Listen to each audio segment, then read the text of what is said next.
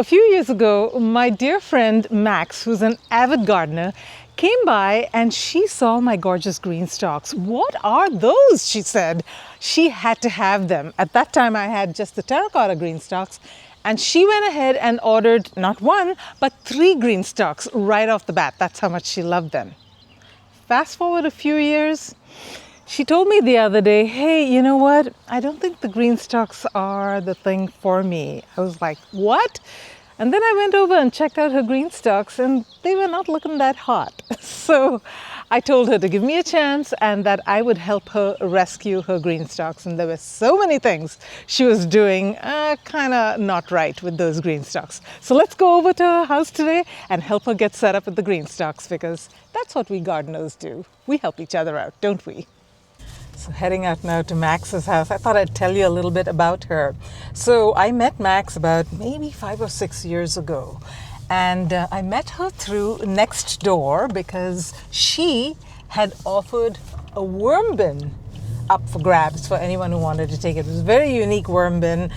So I decided, I was kind of just getting into worms those days, and I decided that I would go grab it. And I met her. And we continued to stay friends because we discovered this common love for gardening, and we couldn't shut up about gardening. She would tell me all about her plants and I would tell her about mine. We started visiting each other's homes and she started bringing me plants. At that time, we had just redone our entire backyard, as in we had put wood chips over the lawn. We were killing off the lawn, so it looked pretty bare. I didn't have any plants. And I'm not big on spending a lot of money on plants to get started.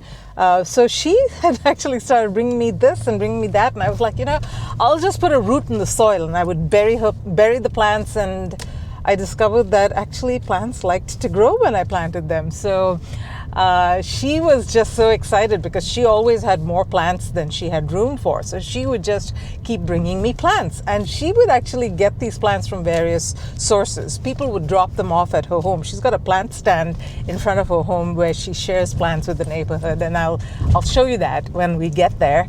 But yeah, so plants just sort of gravitate towards her, and she cannot kill plants. She's kind of like me that way. Once she gets a plant, she has to make it survive. She's got like this plant nursery where she's always trying to save plants, right, that other people have discarded. She's always starting things from cuttings. She's actually a really, really good gardener. She just doesn't have the time and frankly the energy to do all the things that she wants to do. And so I started becoming the beneficiary and I started getting plants, and then I started sharing plants back with her. She doesn't like starting plants from seed, and I love to. So I would share those plants with her, and yeah, we just became really, really good friends. Anyway, we are there. So let me introduce you to Max. All right, we are here at Max's house, and Max is over there. Come on over into the camera, Max. Hi, good to see you. This is my friend Max. Hi. And you guys may have actually, if you're my regular viewers, I talk about Max all the time in my videos. So this is the real deal. This is Max, and Max and I have been friends for many years, and we both love plants, right? Yeah. And I want Max to actually kick it off by showing you her lovely plant stand. Kind of behind me over here, and we will have her tell us a little bit about the history of it. So the inspiration is in my sister's neighborhood. There's a similar plant stand, and there's a sign that says take a plant, leaf a plant. Leaf a plant, I love that. So my daughter came up with the 925 community plant stand, and my other daughter, she helped me make a QR code, which the paper is not here anymore because it's and what's the QR code for again? It's a link to that Nextdoor group. Oh. And we have, I think, like 400 plus members now. Oh my goodness. Wow. And they've all been benefiting from all of the goodness in your garden and from, I guess, the neighbor's garden. And yours. And mine. I remember like the first year or second year or something, I brought so many tomato plants. Do you remember that? So many. Oh my gosh, that was so much fun. And I've benefited a lot from it. And what kind of care do you have to give these plants? I can see that, you know, some of them like need water or something. Or? Yeah, the cuttings, I just try to make sure there's water in the buckets. And sometimes when the cuttings need to be planted, then I'll try to plant the ones that I can and then keep the other ones watered. It's really nice. The community will they'll just bring like their extras. So we get a lot of extras, and Tara tends to have lots of extras. So she's very, very generous in sharing. Awesome. So, well, speaking of community sharing, let's go do some GreenStalk work, shall we? Sounds good. All right. All right, we are here with Max's 3 terracotta GreenStalks. So, Max, you've got some combination, right? You've got original as well as the leaf tier. Yes, 2 original, 1 leaf. Okay, so we've kind of stacked it so that it's, 3 plus 3 or something like that. And you told me right before we walked in here that one of the GreenStalks was kind of off limits. Tell us more. Yes, we've got 4 baby birds. Okay, now that we are going to take a little peek. I hope they won't mind. I heard the mother bird and the daddy bird cheeping really loudly. So do you think they'll be okay if we take just a little I think peek? we can take a peek. All right, let's go do that.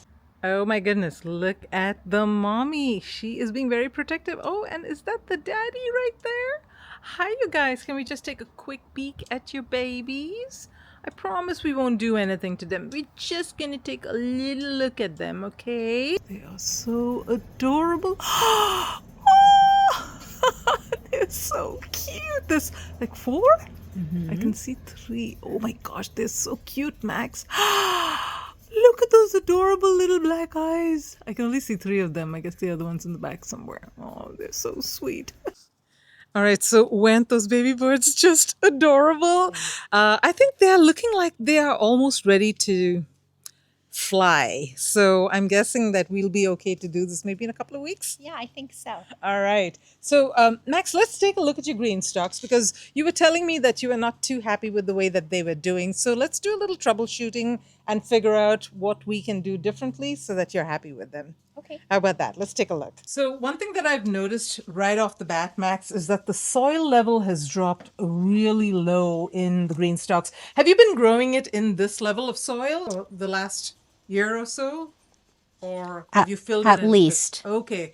Okay, so these... And I haven't added anything. Okay. So it's sort of just taken on a life of its own. Okay, so for the last couple of years, you haven't really amended it, you haven't backfilled it. So that is one problem because you know how the GreenStalks, each of these tiers, these original tiers, these have 1 cubic foot of soil, and depending on what you put in there, they're all going to be sharing that. So you really want to maximize. We're going to top these off all the way to the top, and then we're also going to put some good fertilizer, some worm castings, and GreenStalks need really light soil. So we're going to put like perlite, backfill it, and then we'll see how that goes. What's this, by the way?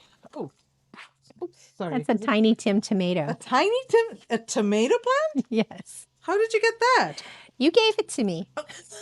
Mine look about Yours 20 are about times the yes. size of that. Yes, I know. I'm not sure what happened to this one.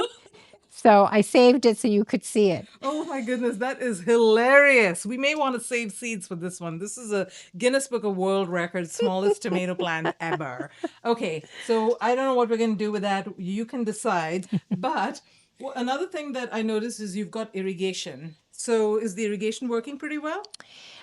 The irrigation itself works. However, the soil has completely dried out.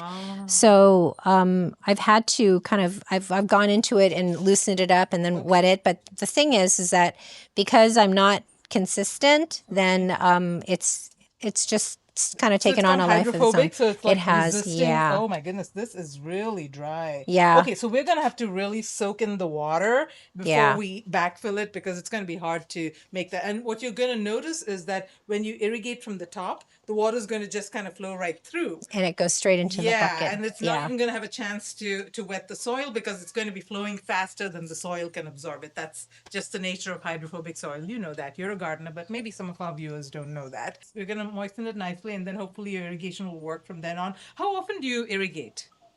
It runs for, I think, 1 or 2 minutes every morning. Okay. Only once a day? Once a day. Okay, and even during summer, it's just once a day? Pretty much every day. Okay. It just... I think that's good enough as long as, you know, the soil is moist to begin with. I think that's good enough to keep it going. And then do you ever come in pocket water? I was pocket watering for the plants that were remaining. Okay. Okay. So yeah, there's a lot of stuff that has there's a lot of pockets available for us to put things in. Now, have you thought about what you want to put in these GreenStalks? Not that much. Yeah, this doesn't get a whole lot of sun, so it gets kind of the morning sun and a little bit. This one will get a little bit of the afternoon sun as the sun travels that direction. Okay. So it can't be anything. And then because of the irrigation, even though I have the ability to spin it, it doesn't really get spun. Oh, I'm going to teach you a little trick today on how to spin the GreenStalks. Okay, Don't let I me would love forget. that. I won't. All right. So another thing that I was wondering is, are these GreenStalks the right height for you? You're like maybe 5'2", 5'3"? I'm like 5'1", 5'1"? maybe. Okay. Okay. So are they? I would imagine, because I know that they're tall for me at this height. But Yeah, what do you think? I would like them to be like this one is definitely too tall. But and at one point I think we had discussed maybe separating it and making a fourth one. Okay. But I don't have. I think the irrigate. I only. You've got irrigation only for 3? Yes. Okay. I can't we'll figure remember. out what to do Yeah. about that. Maybe they'll have irrigation on sale. We can grab one for you, or I can DIY one pretty easily for you. So don't worry about that. And I noticed that you've got these are spinner bases, you said? Yes. Yeah, okay, but you can't spin them, and I'm going to show you how to do that. And what are these intricate little things at the bottom? Oh my husband made them. Those are some nice sturdy looking movers. That's awesome. So you got just the spinner, not the spinner with wheels. That's good. Yeah, the one You've got one with yes, wheels over with here. wheels. What's that doing there? This one, yeah, this was for the last one. Oh, that's waiting for GreenStalk number 4. Yes. I like that. Yes. Okay, so well, either that or the one that the birdies are in. That one can also. So I mean, so you've got. Oh, you don't have a spinner on this one. Got it. I don't. Okay. Yeah. So we can remove the base completely. But you know what? You can probably do the shorter one on just the plain wooden base, because you can spin that fairly easily. Oh, good idea. It'll be little. Right? Okay. So, all right, let's go ahead and mix up some soil. What do you say?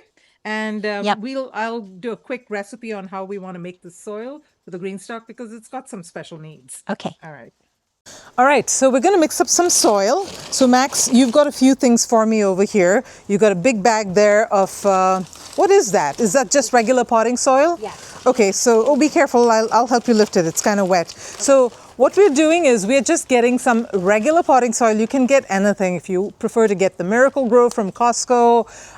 Get that, whatever you're comfortable with. But we're going to amend it, because the GreenStalk requires very lightweight soil. That's like the most important property. So what we're going to do to lighten it up is we're going to be adding perlite to it. So whatever mix you have, add some perlite, and I would add any kind of slow release granular type fertilizer that you're comfortable with, and that way we don't have to depend on whatever's in the potting soil, because usually they put something in there, but who knows what, right? So you've got some good slow release fertilizer. This is 5-10-4. It's called Trifecta Plus. It's from MI Gardner, right? Yes. Oh, that's cool. And this one is worm castings. So Max, you make your own worm castings. Yes, remember that story I told you guys about the worm bin? That's how Max and I met. So we've got some excellent worm casting, and this is garden gold. Are there worms in there as well? Yes. Probably? Okay, awesome. So we'll start off by dumping a bunch of soil in here. And you said you've already got some soil, right? From the last time when we made it? Yeah. So Max was saying, oh, that soil is old. And what I told her was the older soil is actually better, because the life has been building in it over the course of time. So yeah, don't discard your old soil, guys. Reuse as much as possible. Awesome. So you can see right off the bat, oh my goodness, you got worms in it. That's awesome. See, you can see the soil it's pretty dense. I mean, this soil is too dense for the GreenStalk. It'll probably be good for any container that you have, but it's too dense for the GreenStalk. So we're going to do some magic to it over here. Do you mind dumping some perlite into it, Max? What all is in this potting mix? Do you remember off the top of your head? Is it a peat-based mix? Oh, don't worry about it. Don't worry about it. So one thing that I'm doing over here that I do not want you guys to do out there in the internet is do not mix perlite without a mask, because this thing is going to get in your lungs. In fact, I don't know whether you've got a mask handy, Max. I can already breathe the fumes that are coming out of it. So that's okay. I'm gonna try to hold my breath while we get it underneath over here. There we go. No talking. Hold your breath. I'm not very good at holding my breath. Yeah, but I was telling my viewers last time I did this that I actually really struggle like the next day with coughing in my lungs and whatever, because this thing, it really makes a big difference as far as wearing a mask or not wearing a mask. Always wear a mask when you do perlite. Put a mullein leaf on the sole of your foot. A mullein, oh yeah, it makes a difference? Helps you breathe. Okay, so one little thing about Max, she's amazing at all these plants for health kind of magic. Medicinal plants. She knows a lot. So I learn a lot from her. So put a mullein leaf under your foot. Yeah. Interesting. Now if only I had a mullein leaf, maybe I'll take some from you. Yeah. You're in front of the camera, by the way. Your Oh, back I'm is sorry. blocking the camera. Sorry. No problem. All right, I think we're good. See, if you look at the texture over here, you can see quite a bit of perlite now, so we're doing good. All right, so now we're going to get some worm castings in. Max, do you want to do the honors? Yes. So I'm liking the texture of this, and I like the fact that it's already pre-moistened, so we don't have to worry about that. Can I dip the thing? Yeah, you know, go for it. This is what's going to grow your plants. This amazing stuff. Do you use like food scraps and things? How do you make your worm castings? Yep, food scraps, garden, like sometimes even a little bit of manure, like Oh, leftover nice. manure. Okay. Yeah, this is the good stuff. So there is a soil mix that many people are familiar with. Look at the worms. It's called Mel's Mix, the ratio. It's used in like square foot gardening. And the ratio it's used for raised beds for the most part, but the ratio is 1 part of soil, 1 part of compost, and the compost has to be a mix of compost, like you said, manure and all kinds of other worm castings, etc., and 1 part of vermiculite. So when I say 1 part of soil, I meant actually 1 part of like peat moss. So peat moss, compost, vermiculite. So what I do is I do the same thing with a slight bit of alteration. I do perlite, because perlite is lighter weight than vermiculite. Vermiculite tends to absorb and hold on to moisture, versus perlite just kind of keeps things separate. So it actually functions a little bit differently than vermiculite. So yeah, you can put vermiculite as well, but again, you have to watch the moisture level. You don't want things to be soggy in the GreenStalk. And I think you've got it's going to hold on to moisture. So I don't think you need any vermiculite, but this is looking really good, Max. You know what I actually recommend? I think you said you had some leftover soil from the last time. Let's mix it all in, because you can always put it back in the bag and store it for backfilling. Right. And this time you are going to be backfilling regularly, right? Yes. Awesome.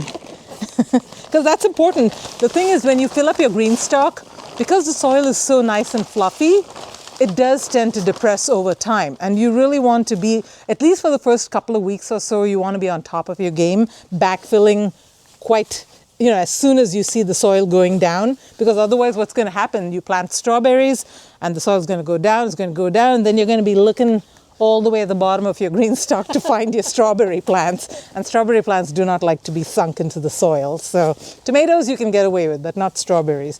I don't know about your tiny Tim though. I think it'll die if you bury it. All right, we are good. I think we are good to start filling. So what I recommend that we do, Max, is let's take down one of these GreenStalks. I'm trying a new experiment this year where I'm not going to be unstacking and restacking, because we want to make it easy on ourselves. I'm not getting any younger, are you? I mean, neither of us are getting any younger, and we don't want to have to unstack and restack unless we have to. So, but we'll do it for one of yours, because I'll tell you, in my GreenStalks, if I don't unstack and restack, I get black widows. I'm going to get used to it. And then there was another person, and I'll show you the picture later on. Actually, I showed you, didn't I? I sent it to you, didn't I? Yes, I did. Snakes, you guys.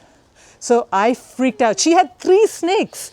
And I'm not going to put it over here because I know some people really freak out about snakes. But if you want to see snakes, I'll do a short video separately just for you guys. So let me know in the comments whether you want to see like 3 snakes stuck in a GreenStalk. Would you freak out if you saw that?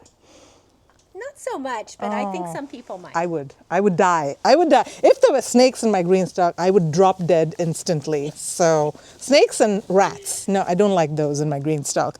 Black widows I can handle. All right, so we'll unstack one. All right, Max, I'm going to let you do the honors of unstacking your GreenStalk. First, take a guess. Are you going to find anything interesting, you think?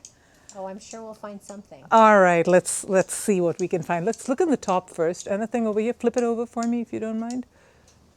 Okay, anything underneath? Oh boy, you have a black widow. Oh my goodness. All right, you take care of that. I will. And we will unstack the rest of the GreenStalk now. Now we know that we're going to find these guys. This is the thing about California. I mean, black widows are very common. I know a lot of my viewers are not going to be fans of seeing the black widow, but they've seen it in my GreenStalk, so I'm sure a lot of them are used to it. Now your little bird is getting really mad at me here because she thinks I'm a little too close to her babies. Can I please take the GreenStalk off? Please, please, pretty please? She says no. I'll let you argue with her. All right, so we unstacked the rest of it. We only found that one black widow, Max, so I'm not too stressed about the inside state of your GreenStalks. I suggest that we don't unstack the other one when we do it. We just sort of backfill it in place. Are you okay with that? A couple of black widows are okay? All right, we're good. Live and let live. Live and let live, exactly. And they're probably taking care of some nasties anyways. So why don't you go ahead and water these in. And with your hori tool, if you want to just sort of mix it. I don't see too many roots, but just in case, you know, we want to loosen up the soil a bit. And if you see any volunteers, like I see a volunteer plant over there, I don't know what that is, but if you see anything you want to save, then definitely save it. I think you told me this was shiso, right? Yeah. So that looks like something you may want to save. I don't know whether you've got a ton of that or whether you want to keep those. That actually may grow really well in the GreenStalk. So if we're looking for plants, oh, they get huge? Oh, how big? Oh, 2 feet? Okay. So I usually grow my larger plants in the bottom tiers. I think like a Christmas tree, right? The bottom tiers have the larger plants. The tiers at the top have the smaller plants. So we can go ahead and put shiso in the bottom tier if you like. Oh, and that's a good idea. Yeah. And then any little micro tomatoes that you got can go in the top. Okay. But the tiny Tims do grow large. I don't know what's going on with the one that we were looking at, but they grow to about 2-3 feet. So you may want to put those at the bottom as well. And another thing to think about as you're deciding what to put in each tier is that they share a space, right? So don't put like a tomato plant in each of the pockets because they're all going to pull from the same source. So we've got to make sure that we put no more than 1 or maybe 2 kind of heavy feeders in one planter. And then you'll have to also be aware that the heavier the feeders you put, the more frequently you're going to need to fertilize. So is that something you want to do, right? So yeah, and speaking of fertilizer, I think we forgot to mix in fertilizer, but we can do that. You were going to put this trifecta. Yeah. So we can do that in the pockets. We'll just kind of mix it around. In fact, right now, you can put, I think for this one, maybe about a couple of handfuls and just sort of mix it into the top. By the way, I've also got some seeds. Are you interested in growing beans? Sure. Okay, we'll plant, those can be direct sown really easily. So we will direct sow beans, and then you can actually direct sow a lot, like cucumbers. Are you interested in growing cucumbers? Yeah. Yeah, you can direct sow. Do you have the seed houses by any chance? GreenStalk seed houses? Because I think, did I see, those little plastic things? Oh yeah, I see them over here. Hi, birdie. This birdie's really keeping us company. Yeah, so these seed houses are very, very useful to keep the seeds nice and warm and cozy and not, you know, you don't have to come out here and water it every 3 hours when the sun starts to shine brightly. So these actually help keep the soil moist. So we'll use those. Should I fill now? Or? Yes, we're going to fill it. Now, you watered it already. I think I saw you doing that. So yeah, just top it off and kind of press it down gently as you top it off. Cover, right? What's that? Oh yeah, you got to put, oh you don't have, so GreenStalk got these little carrot tops. I should have brought mine. Yeah, they're so cute. You just stick it in the hole in the middle and it blocks it perfectly and it looks so cute too. Yeah, but those work well too. So yeah, and you especially want to make sure you do this if you are stacking and then filling the soil, because guess what, the little gray saucer underneath, that's going to get full of gunk if you don't do that. So by the way, while you're doing that, do you prefer to stack and then fill, Max, or Oh, that'll be lighter. it will be lighter? That's why I'm asking. So Yeah. we can do, let's do that. Why don't you just Okay. go ahead and loosen everything up, Okay. put the fertilizer in, and then we'll stack, plant, and then go like that. Got it. What Max decided to do is we're going to fill them up, stack, fill them up, stack. That way we don't have to carry these really heavy containers. So Max, I'd suggest that you actually push it down. Make sure that you want it all the way to the tippy top, like literally all the way to the top, because it is going to drop. Even though you think you've compacted it sufficiently, it is going to drop some more. So push it nicely in. And then where those petals kind of, this part, just sort of remove the soil because we're going to stack it on top. And we want to make sure that no dirt gets in the little feet. And then I think you've got a cup in the middle. Let's not forget to take that off. And before you take it off, Max, can you like make a little depression around, because where the gray disc is going to sit, we wanted to actually have a little bit of breathing room. Excellent. Now take that out. Did it disintegrate? That's good. All right. So now let's put the gray disc on, and then we'll put the next one. We'll stack it that way. So do I need to clean it? Let's make sure that the holes don't have any dirt in them, because that's like the number one reason why it blocks up. One that's plugged. Okay. Why don't you just rinse them off? Just be on the safe side. Right. All right. It's squeaky clean. Now make sure that the holes coincide with the petals when you lay it down. Oh, it's not laying flat. Is that Okay. You may want to scrape off a little bit of the soil around it. Push it into the little petals. That's what I usually do, because I know I'm going to be filling those up anyway. Yeah. So yeah, you've got to make a little bit of a depression. I don't know whether it's necessary, but I feel better when I do it. You may have to rinse out your little gray saucer again. Sorry. Okay. Take 2. Perfect. All right. Now let's stack the rest of them. All right. So we have got this thing all set up, right, Max? And Max was very nice to agree to bring the level down. Of course, I had to coach and convince her, but she was actually pretty convinced that she wanted it lower as well. So now we've got 3 plus 1, so 3 original tiers and 1 leaf tier on the top. I think that's the perfect height. Can you stand right next to it, Max? So see, you can easily, if you need to use a watering can, whatever. It's just so much more convenient. And now we have to decide what to plant in them. But before we do that, let's do the irrigation. Do you mind? Do you have a lid? We can put the top on, and then I'll show you that little irrigation trick that makes it very easy to turn it around. Okay, so the way that you do it, and I'll let you do it, is, where's the irrigation tube? Right there. Okay, so the way that it's done, Max, is you've got these little clips. Yeah, there we go. Right there. And then you want to put it on the corresponding one right there. And now imagine that it's time to turn it. Now, what I did when you were not looking is I went around the back and I put 2 more clips. So why don't you unhook it from the clips and then just spin it around 180 degrees. And guess what? There's 2 clips over there. And you can just, turn the lid, and then you clip it right on, and you are good to go. So this way you can keep spinning it to your heart's desire. In fact, if you want to do quarter turns, then you can put another set over here and you can do quarter turns. So now no excuses, right? We're gonna turn them. All right. So now let's decide on what plants we're gonna put in there. Okay, so we've got a little selection here. Let me tell you what I brought for you, and then of course if you've got any as well, we can look at those. I've got a couple of dwarf tomato plants. Now these will grow about maybe 3-4 feet. These are Rosella purples. Awesome. I love these. They're like my favorite dwarf tomato plants. And I've also got a couple of tiny eggplants. This is fairy tale eggplant. It's adorable. And then there's another one called Little Prince. It's also a patio variety. You want to go for patio or dwarf varieties when you plant in the GreenStalk. I've got Lysianthus for you. I'm so proud of this one. I grew it from seed. Wow. Yeah, these are difficult to grow from seed. So I want to see if they grow well in the GreenStalk. It's looking a little squished there. Anyway, and a random chamomile that I found. We can try that. Yes. And I don't know what these are. Oh, who knows?